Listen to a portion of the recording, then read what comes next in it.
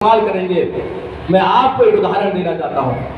अगर राजनीति इतनी बुरी होती तो जिनकी दादी को 30 गोली मारी गई, जिनको पिताजी को बम से उड़ा दिया गया, राहुल गांधी, उनको जिद है बनना तो प्रधानमंत्री बनना है, उससे नीचे कंप्रोमाइज नहीं करूंगा मैं। अगर राजनीति इतनी बुरी होती तो अपनी नंसाल चले जाते, इटली में जाके कुछ बिजनेस कर लेते। नहीं, बनना है तो प्रधानमंत्री बनना है।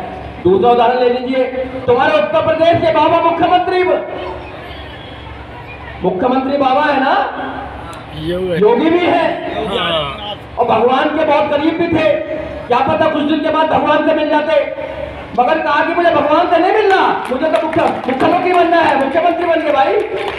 जो भगवान के बहुत करीब थे, भगवान को छोड़कर मुख्यमंत्री बन रहे हैं, और आप राजा बनने के बहुत करीब है। आप कहां जा रहे हैं? आप देवी देवताओं में जा रहे हैं। उल्टी गंगा जला दी थी आपने।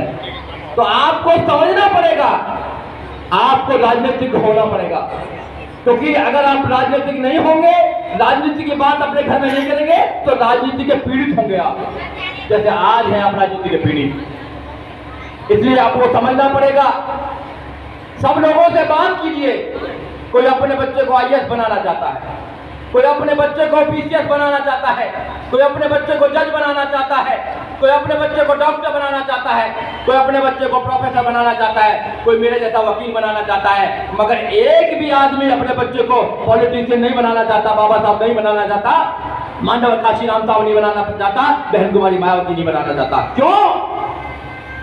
जब आप सरकार में होते हो तो आपके लिए सारे दरवाजे खुल जाते हैं। जब आप सरकार में नहीं होते हो तो सारे दरवाजों में ताला लग जाता है। उन दरवाजों को ताला खोलने के लिए पॉलिटिकल जो पावर है वो मास्टर की है। Political power is the master key. Why would you can open each and every lock? तुम प्रत्येक ताले को खोल सकते हो जो ताले लगे हुए हैं। इस देश में 3 खजाने हैं। इस देश में 3 खजाने हैं। सबसे बड़ा खजाना किसके पास कैद की चाबी? प्रधानमंत्री के पास है। तुम्हारा कोई हिस्सा है उसमें? तुम्हारा हिस्सा है उसमें? बताइए। दूसरी जो चाबी है खजाने की, दूसरा जो खजाना है वो मुख्यमंत्रियों के पास होता है। कितने मुख्यमंत्री है तुम्हारे? बताइए। तुम्हारा हिस्सा है उसमें? क्या नहीं है। और तीसरा जो खजाने की चाबी होती है वो मेयर के पास होती है, चेयरमैन के पास होती है। कितने हैं आपके मेयर चेयरमैन?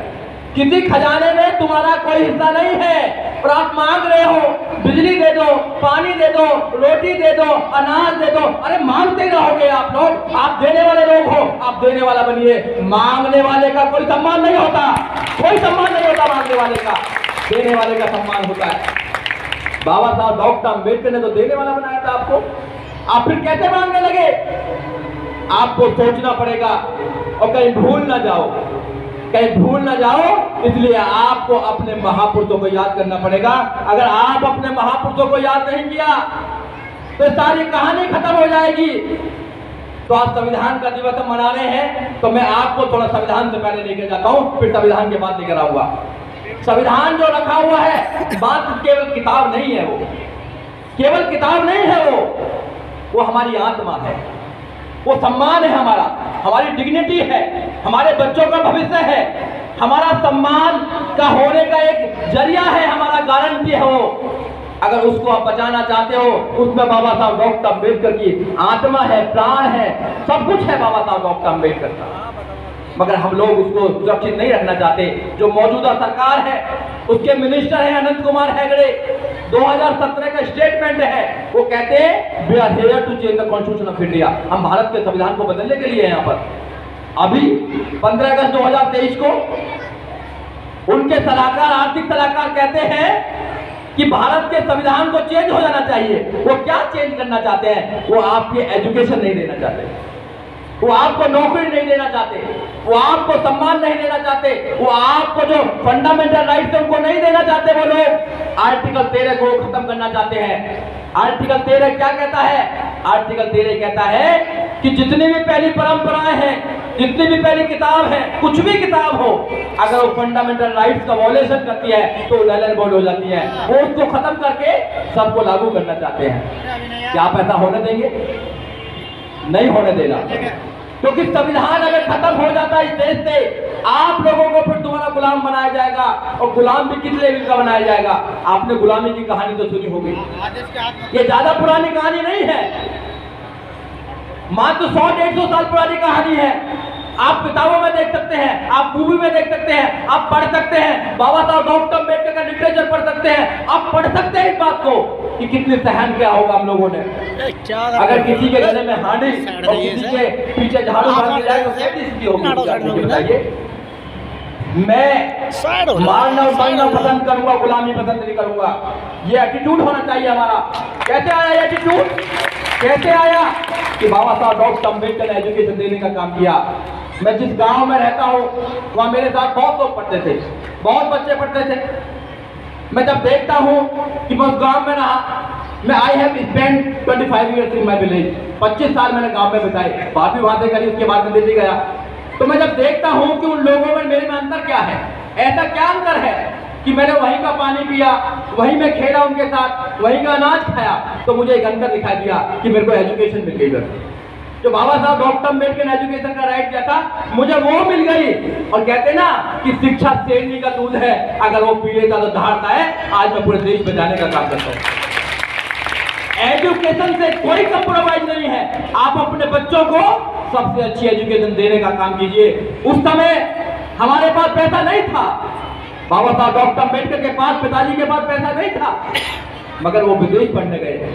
आज लोगों के पास पैसा है मगर अपने बच्चों को विदेश नहीं भेजना चाहते, वो लोग नहीं भेजना चाहते। एजुकेशन सबसे महत्वपूर्ण चीज है, उससे महत्वपूर्ण दुनिया में कोई चीज नहीं है। अगर आप लोग इस देश में राज कर सकते हैं तो एजुकेशन के माध्यम से राजनीति पर कब्जा कर लीजिए। जिस दिन आपने राजनीति पर कब्जा कर लिया उस दिन आपके सारे दरवाजे खुल जाएंगे। क्योंकि मैं राजनीति की बात क्यों कहता हूं, मैं इसलिए कहना चाहता हूं कि एजुकेशन भी उनके हाथ में है, एजुकेशन भी उनके हाथ में है। आर्टिकल 21A कहता है फंडामेंटल राइट्स एजुकेशन है। 6 साल से लेकर 14 साल तक के बच्चे को फ्री एंड कंपलसरी एजुकेशन मिलनी चाहिए। क्या मिल रही है? नहीं मिल रही। क्यों नहीं दे रहे वो आपको? क्योंकि वो आपको शिक्षित नहीं बनाना चाहते।